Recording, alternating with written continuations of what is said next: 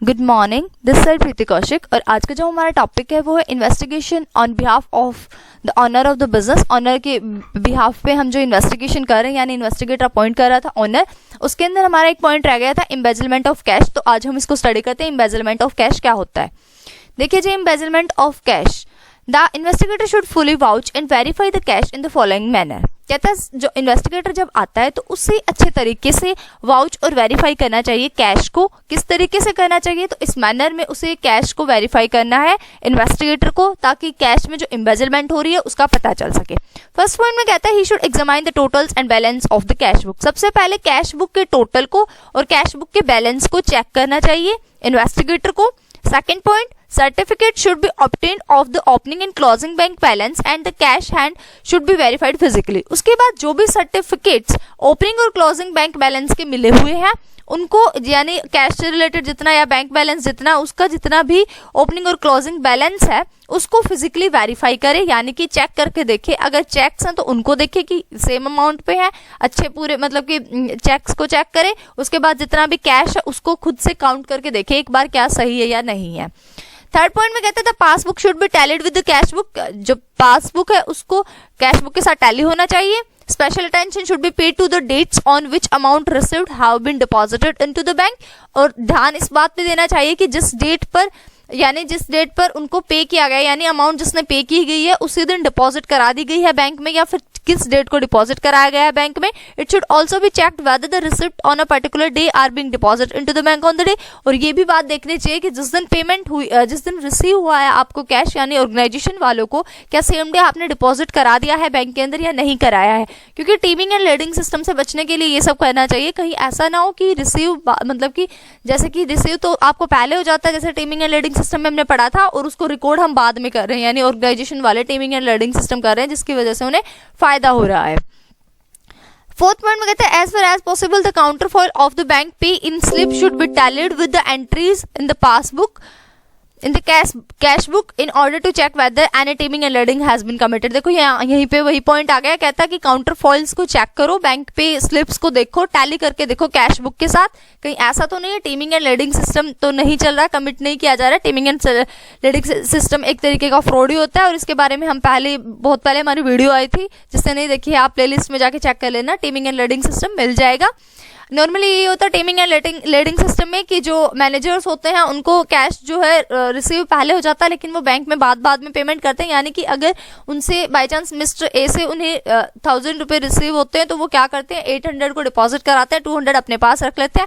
Next फिर अगले बंदे से जब उनको 500 रुपये रिसीव होते हैं तो वो उन 200 को कवर करके 300 रुपये डिपॉजिट करा के आते हैं। मतलब कि इस तरीके से उस पिछले वाले बैलेंस को जो उन्होंने रख लिया उसको, मतलब कि पहले वाले पैसे को कवर करते रहते हैं। जो उन्होंने, जैसे 1000 में से 200 उन्होंने अपने पास रख लिया था, तो उस 200 को अगली बार कवर करते हैं, और 300 मतलब मिस्टर बी के अकाउंट में जाता है। 500 डिपॉजिट कराए थे जबकि उसने, लेकिन 200 तो मिस्टर ए के में चला गया और 300 गया मिस्टर बी के में। ऐसे तब सी आया तो अब बी के पूरे 500 कवर करने, तो पूरे 200 करने हैं, तो अब सी में से ऐसे करेंगे। तो इस तरीके से टीमिंग एंड लेडिंग सिस्टम करते रहते हैं। और बीच का जो जैसे 200 रुपये मैनेजर वो खुद अपने आप खा गए, ये तो मैंने छोटा सा एग्जाम्पल लिया, ऐसे ही बहुत बड़ी बड़ी ट्रांजेक्शन का वो बीच में घपला कर जाते हैं।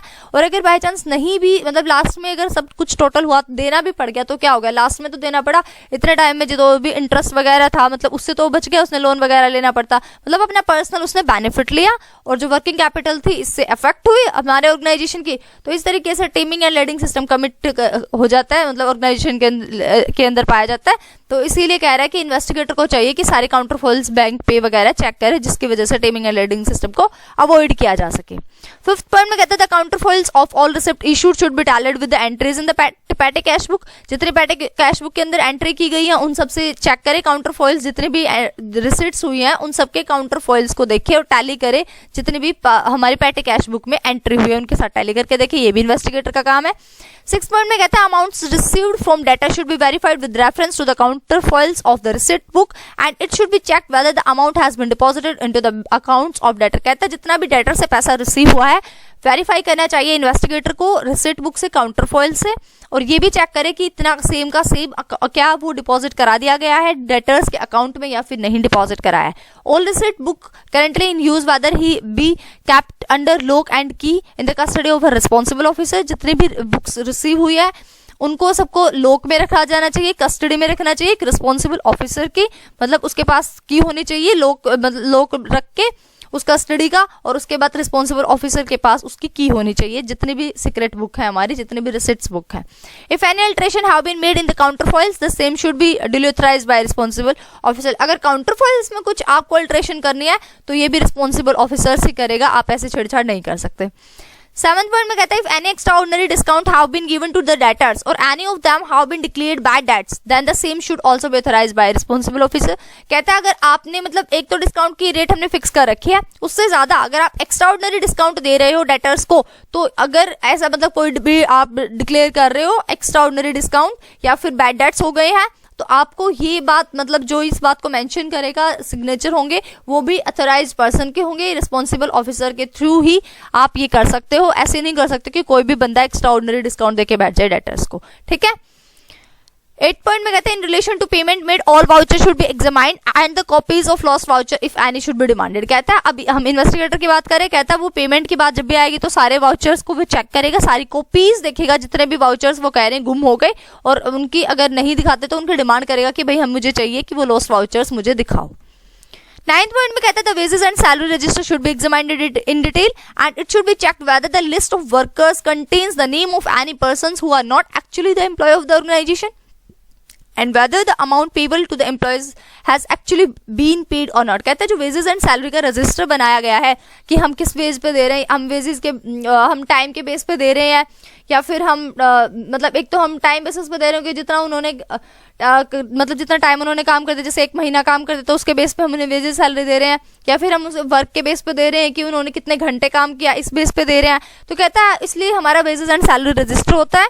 तो इन्वेस्टिगेटर एक बार चेक करके देखेगा कि जितना भी लिस्ट ऑफ वर्कर्स की यहाँ पे लिस्ट बनी हुई है, क्या उन्हीं को दी जा रही है वेजेस एंड सैलरी, या फिर ऐसा तो नहीं है ऑर्गेनाइजेशन में वो एम्प्लॉय नहीं है, वर्कर ही नहीं है, उसका नाम ही नहीं है, लेकिन मतलब एक्चुअल में वो वर्कर नहीं है लेकिन उस रजिस्टर में उसका नाम दे रखा है, यानी उसके नाम पे सैलरी कट रही है, उसके नाम पे वेजेस काट रहे हैं, कहीं ऐसा तो नहीं है। और जितने भी लोगों को मतलब जितने एम्प्लॉयज को वेजेस एंड सैलरीज दी जा रही है वो एक्चुअल में भी पे की जा रही है या फिर नहीं की जा रही, इस बात को इन्वेस्टिगेटर चेक करेगा। 10th पॉइंट में आता है, the petty cash book should also be examined and various expenses should be vouched with the reference to the related voucher. Petty cash book को एग्जामाइन करेगा, देन उसके बाद जितने भी एक्सपेंसेस हुए हैं उन सब का वाउचर चेक करेगा, रिलेटेड वाउचर्स के साथ मैच करके देखेगा और ये देखेगा इन्वेस्टिगेटर की कोई भी ऐसा ना हो वाउचर जिसके एंट्री ना कर रखी हो और एंट्री भी कोई ऐसी ना हो जिसका वाउचर ना हो। 11th पॉइंट में कहता है, before making a payment to creditors a settlement of account must be obtained. जब हम क्रेडिटर्स को यानी पेमेंट करने से पहले उनके अकाउंट्स को सेटल किया गया है ये देखेगा investigator and should be tallied with the account of the creditor ledger. Creditors के लेजर जो है उसके साथ मैच करके देखेगा क्रेडिटर्स के अकाउंट को। The processor of payment through bank should also B examined, और जो पेमेंट अगर बैंक्स के थ्रू हुई है तो इस प्रोसेसर को भी ध्यान में रखते हुए इन्वेस्टिगेटर चेकिंग करेगा। ठीक है, तो आज हमने पढ़ा एम्बेजलमेंट ऑफ कैश को किस तरीके से इन्वेस्टिगेटर को ने अपने माइंड में रखना है और किस तरीके से चेकिंग करनी है। तो हमने 11 पॉइंट्स पढ़े एम्बेजलमेंट ऑफ कैश से रिलेटेड। आई थिंक आपको क्लियर हो गया होगा। Hope you like it. Thanks for watching. Like, share, comment and subscribe Preeti Kaushik classes. Bye bye, take care, keep watching.